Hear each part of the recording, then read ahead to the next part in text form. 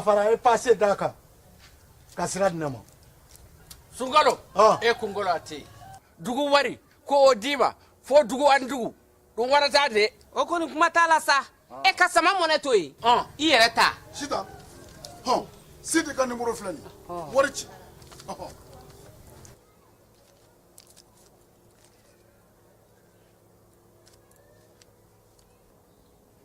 wari sera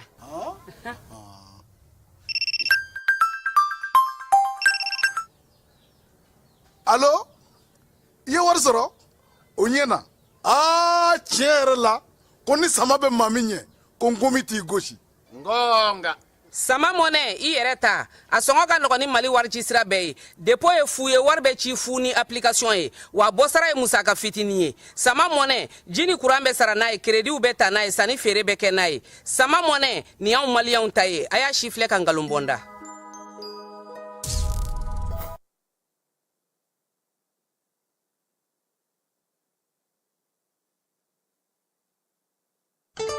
L'autorité de protection des données à caractère personnel poursuit sa mission d'information et d'accompagnement des usagers. Cette fois-ci, c'est au cœur du grand marché de Bamako que l'APDP mène une vaste campagne de sensibilisation. L'objectif est clair, informer, sensibiliser et accompagner les commerçants et les entrepreneurs s'y trouvant dans l'accomplissement de leurs formalités déclaratives devant l'APDP. Au-delà de l'accompagnement,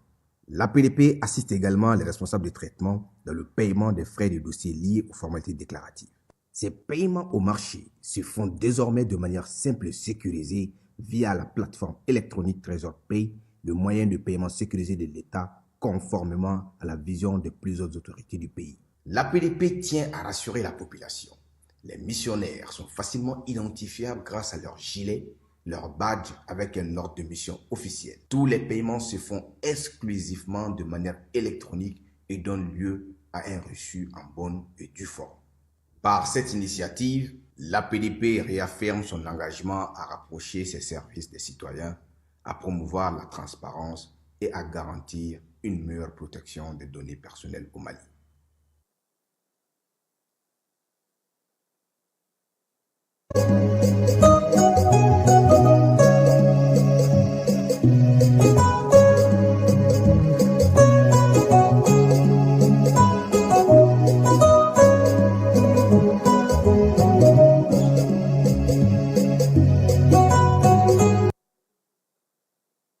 An filɛbaw ni an lamɛnbaw k'aw bɛɛ lajɛlen fo k'aw bɛɛ lajɛlen waleɲuman dɔn bi so in na an bɛna na baabu min sigi o bɛna na tali kɛ maliden minnu bɛ faransi olu ka sɛbɛnko hukumu kɔnɔna na nka yan'o cɛ an b'a fɔ a ɲɛna sa k'a fɔ min ye kibaruya misɛnmanin fitinin dɔw bɛ yen an bɛna na olu bɔ an senkɔrɔ fɔlɔ yanni an ni ba ka ɲɔgɔn sɔrɔ ale yɛrɛ sera an ka kɛnɛ kɔnɔna na ka ban Falaye I b'a kalama k'a fɔ ko nin waati laban in na min ye sanyɛlɛma hukumu kɔnɔna na maaw kɛlen don ka wuli ka jɔ kɛ bi jumadonyaba in yɛrɛ la bato ni dugawu kɛra yɔrɔ caman na jamana bɛ se ka basigi cogo min na a bɛ se ka ɲɛsuma cogo min na Bamakɔ kɔnɔna kɛra cogo min na n'o kɛra dugawudenw ye Mali fantɔw fana fɛ fana maa caman ye dugawu don yaasa ɲinansan in a bɛ se ka kɛ lafiya ni basigi ye cogo min na kɛrɛnkɛrɛnnenya la min ye Masinakaw fɛ ye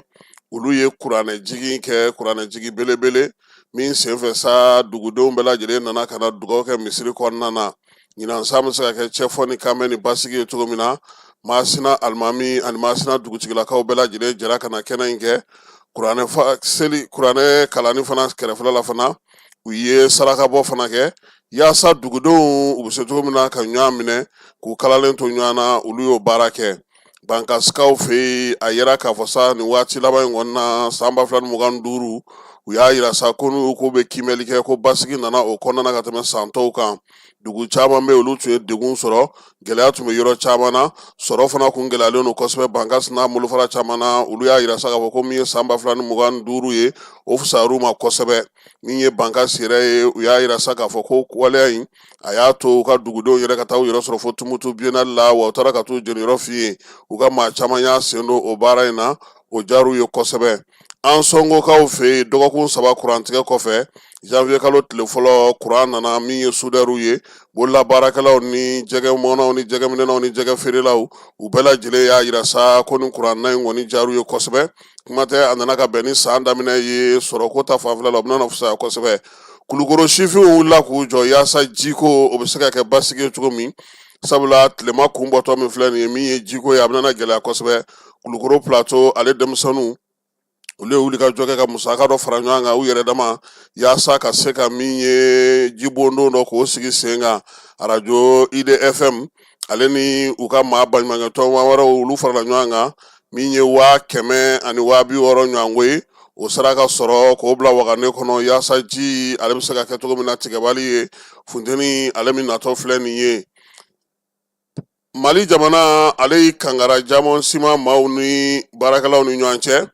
Jamon Sima ale tun y'a laɲini sa k'a fɔ ko a bɛna maa caman bila ka taa baarakɛbaliya la n'a bɛ fɔ ma ko lisansement ka sababuya kɛ ko sɔrɔ tɛ ka kɛ jamana ɲɛmaaw ye maa bila sa ka taa gɔngɔn terikaw fɛ yen Bafula bɛ marabolo kɔnɔna na ka taa siman bɔra in ale lajɛ nin tubabu kalo salen tile 29 mun nana ye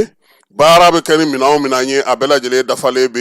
yen usine yɛrɛ mago bɛ minɛn minnu na ka se ka siman dilan olu bɛ yen usine machine olu ma tiɲɛ baarakɛlaw yɛrɛ dafalen waliya min fɔra sa ko inspecteur kana ko yaasa ka se ka maaw bɔ baara la ko o kɔni o ma ye kɛnɛ kan ye gɛlɛya ye min ye sa baarakɛlaw a ɲininu fɛ u k'u cɛ siri ka baara kɛ tajiko kɔni o fana u y'o gɛlɛya ko kuma fana fɔ nka min ye baarakɛlaw ye o y'a yira k'a fɔ ko inspecteur nana ka nin ɲɛda kɛnɛ kan o de jaru ye kosɛbɛ n'o tɛ k'i sigilen to Kayi k'a fɔ k'i b'olu ka ko jalatigɛ o tun tɛ ja olu ye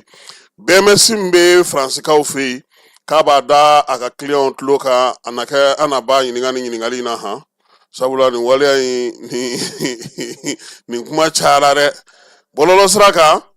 ja dɔ k'o bɔra k'o cari fantan ani 4 bɛɛ lajɛlen fɛ min ye jama baden ye passeport taliko kuma a bɛ taliko la an yɛrɛ ka babu bɛna taliko de la sisan banki ale kɔni y'a yira sa ko a bɛ a ka clientw ladɔnniya k'a yira sa k'a fɔ min ye passeport sarali ye o kan ka kɛ hukumu min kɔnɔna na o bɛrɛw bɛɛ lajɛlen faralen don ɲɔgɔn kan ja min bɔra ka yir'u la k'u bɛ hakɛto ɲini kow fɛ k'olu yɛrɛ semako tɛ min ye BMS France ye k'a b'a da ka baarakɛlaw bɛɛ lajɛlen tulo kan maa minnu n'u bɛ baara kɛ ɲɔgɔn fɛ ani maa minnu n'olu ka clientw ye ko fɛɛrɛ ni dabali bɛɛ lajɛlen sigira sen kan sa yaasa ka bɔ f'u ka soba la baara min bɛ kɛ passeport ko ta nasira ka tɛmɛ consulat fɛ nimisi wasa bɛ se ka sɔrɔ baara la cogo min na u y'a yira sa k'a fɔ ko min ye u ka baarakɛyɔrɔ bolo 2 min bɛ faransikaw fɛ yen kɛrɛnkɛrɛnnenya parikaw fɛ yen Monterey ko fana u bɛ ka baara u 2 bɛɛ bɛ ka baara kɛ nin waati in na k'a daminɛ nɛgɛ kanɲɛ 19 kɛrɛnkɛrɛnnenya la u y'o sigi sen kan ntɛnɛn yaasa maaw bɛ se cogo min na k'u ka musakaw sara ka se ka min ye u ka passeport baaraw bɛɛ lajɛlen kɛ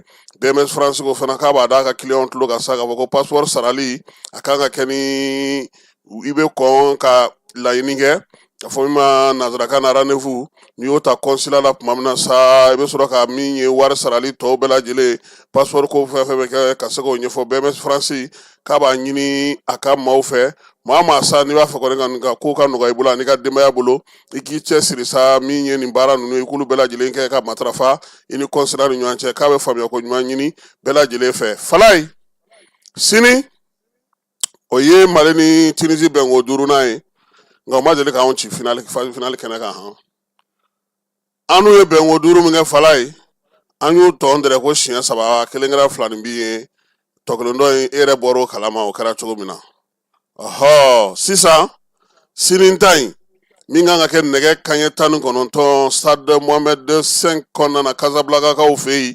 8e de finale supporters k'olu wulilen don k'u jɔ u hakilila tigɛlen don k'a fɔ ko min ye Tunisie kɔni ye jɔnko ala o man ka se ka an dasi Mali Tunisie ko a bɛ farafinna ndolantanbaw fɛ jamana 2 in u ka ɲɔgɔn sɔrɔ o kɔnɔna na sa Coupe d'Afrique tako 3 laban ninnu bɛɛ lajɛlen na a bɛɛ lajɛlen kɛra Mali ka se ye min ye match 2 ni bin 2 o de kɛra la bɔko 5 in kɔnɔna na min ye Mali ye ale ni Tunisie u ka ɲɔgɔn bɛn sa e ka tako 4nan nana kɛ nin ye supporters k'olu kɔni y'a yira sa k'a fɔ ko min ye sɛgɛ minnu bɛ bɔ Carthagekaw fɛ yen k'olu tɛna se ka se sɔrɔ anw ka cogoya si la wa an ka denmisɛnw k'u ninkura fiyɛr'u la gɛlɛya minnu tun b'u kan u y'olu bɛɛ lajɛlen furakɛ ka se ka u labɛn hali n'o y'a sɔrɔ an ka joueur dɔ bɛ yen n'o o ye Gasu Jara ye ale kɔni banana entraînement senfɛ kalo tile 30 tubabu kalo salen tile 31 entraîneur ko fɛɛrɛ nana sigi sen kan o ko la min ye Ousmane Ongoyiba ye ni ale yɛrɛ kɔni ye sɛgɛw ka sigiyɔrɔma dondonba ye a ko a hakilila tigɛlen don seyidu jabate fana o fana ko k'ale hakilila tigɛlen